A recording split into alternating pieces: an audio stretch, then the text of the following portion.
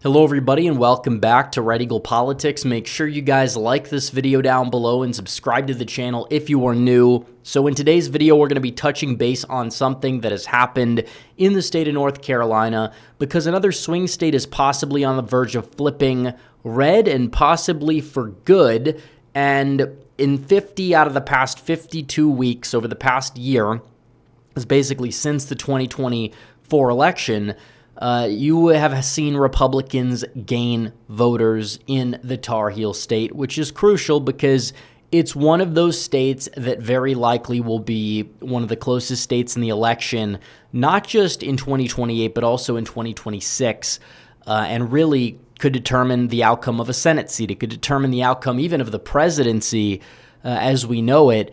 And Republicans have an active voter lead. They've taken the active voter lead, I believe, after the election. Now that's at like 110, but the overall lead is down under 2,000. Few weeks to go in the calendar year. They likely get it by the end of the year, and then they have another year to add another 100,000 voters, and they have to get them out to vote, obviously, in an election that will be coming up in 2026, not only for the House. I mean, you do have the 1st District. It's still not necessarily going to be a cakewalk. Republicans should win it, but you do have the incumbent that's going for it. You don't want him overperforming by 11 points. You don't want him catching Republicans off guard. It just pads the margins everywhere if you have voters. You also got to get them voting and showing up. That's kind of the problem we see with these special elections like we saw last night in Miami and Georgia and some of these other places. But midterm years are much higher turnout. Presidential years are obviously the utmost high turnout. They're very well publicized. Everybody votes in those if they tend to vote at all. So the fact Republicans are still gaining, it's great news. We'll talk about the implications for why this is such a good thing.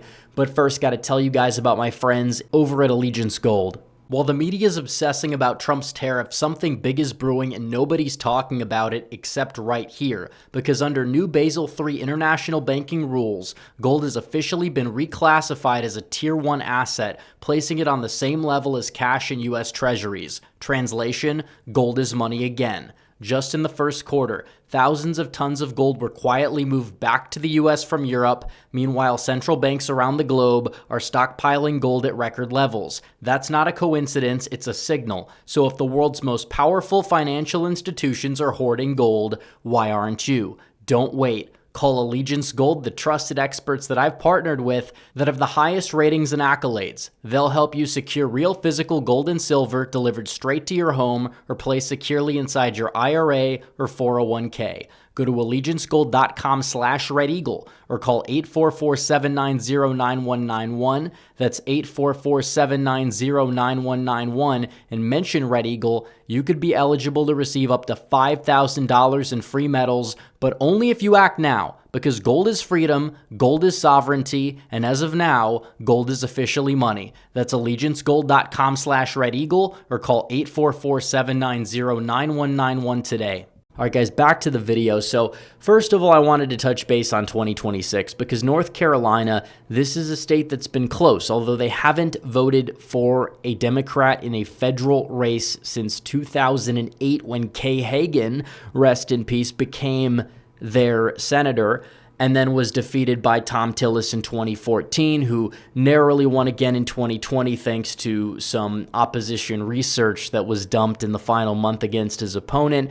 Donald Trump won the state 3 times. He won it by 3-4 and then 1-2 in 2020 and then back to a 3.2% margin, a little bit less than 2016, but roughly around the same margin, won it by almost 200,000 votes. It's a competitive state, even though it leans Republican at the presidential level and at the federal level. And when you have a midterm year with a Republican president and the Democrats are running a former governor, even if his popularity is way overrated, which it is by a lot of people, it's going to be a competitive race in the state of North Carolina. And if you look at the polls here, he is polling not horribly, but also not that well. Because you talk about a governor who had approval ratings consistently in the 50s is well known. You know, the early polls usually have you doing better than the end result. Chris Sununu in the Senate, he was polling in the mid-50s. Larry Hogan was even polling in the 50s and he lost by 10. Obviously, Maryland is much bluer than North Carolina is red, not even close. But the fact he's not polling at 50 against somebody that literally nobody knows, that isn't like very politically invested in Michael Whatley, who is a solid candidate, very generic, but that doesn't play out too poorly in North Carolina, and he has a lot of money, and it will be a very competitive race, and Cooper's not even polling all that well. And then you also have the scandal that is kind of lingering in the shadows, where Roy Cooper kind of directly had knowledge about the criminal that stabbed Irina Zarutska to death on the train in Charlotte. He was like let out of prison so many times under Roy Cooper's watch. That's not exactly popular, especially because crime is one of the winning issues for Republicans right now, especially after what Trump did to D.C.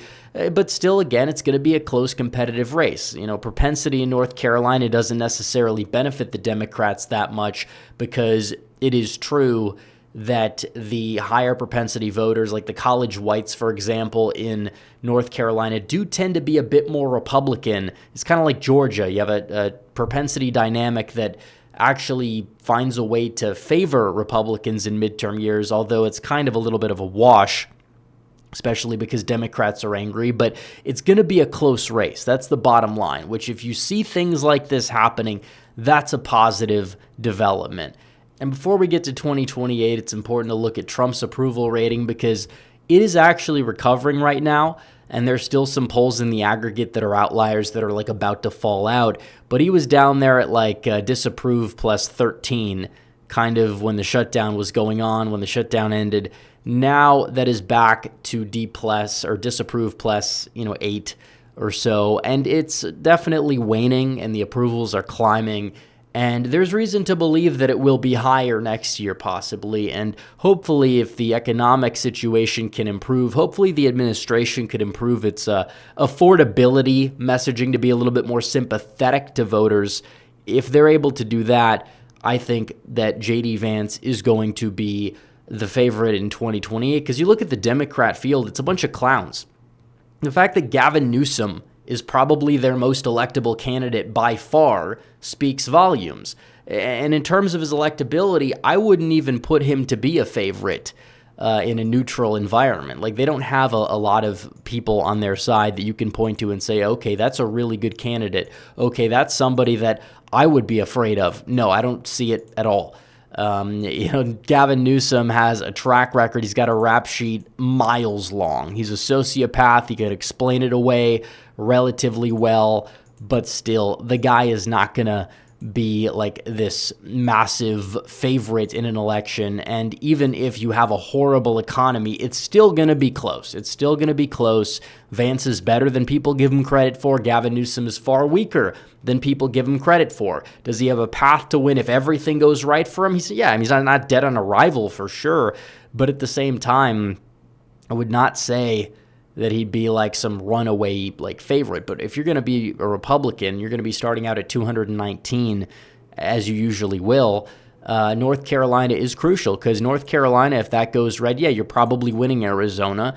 Given the registrations and just basic trends in Arizona there, you're winning the state of Nevada, most likely. I mean, the registration trends there are even better.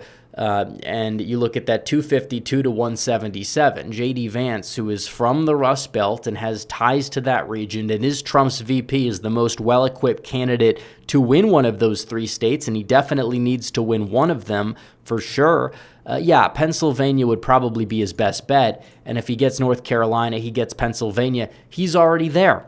Now, does that mean that he's like guaranteed to lose everything else? No. I'm not going to set the floor too high. I'm not going to set the ceiling too high either. But you're looking at a very competitive 2028 for sure.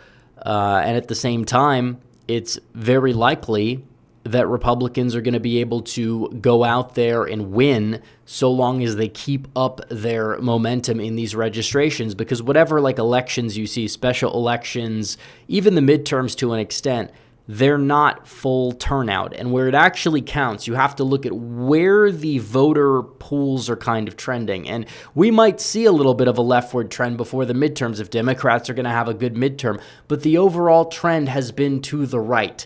You know, in Pennsylvania, for example, Democrats gained for like weeks until this week when Republicans had a modest gain. But that was because of the fact that there were so many voters pushed to inactive that those who were re-registering were registering, you know, as Democrat. It wasn't really a change in the voter roll overall. I mean, that voter roll has, you know, as a whole has gone down from almost 1 million when Trump first won the state in 2016. Now it's at just like 170,000 or so. So Democrats are definitely still bleeding support everywhere as we see it. And that is ahead of a midterm, which, again, it's going to be a different electorate for sure.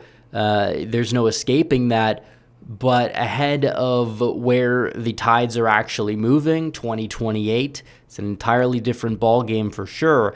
And North Carolina is a crucial state. So the fact that Republicans are on the verge of flipping it for, I think, the first time in like history in the total voter roll is massive. It shows the overall trend. It shows that they're adding to the pool, and even if they're, you know, getting people that are, you know, independents or Democrats switching their registration, that showcases you're building loyalty. It shows that you are raising the floor overall for your performances there, which is crucial in a swing state that has remained competitive compared to like 20 years ago at the presidential level, even though the state has stayed in the Republican column, and it's really still showcasing its tendency once again as like a titanium light red state. So anyways, guys, thanks for watching this video. Like this video down below, comment down below, subscribe to the channel, hit the bell for notifications so you never miss another video. Follow me on social media. The links are all in the description down below, and I will see you guys in the next one. Red Eagle out.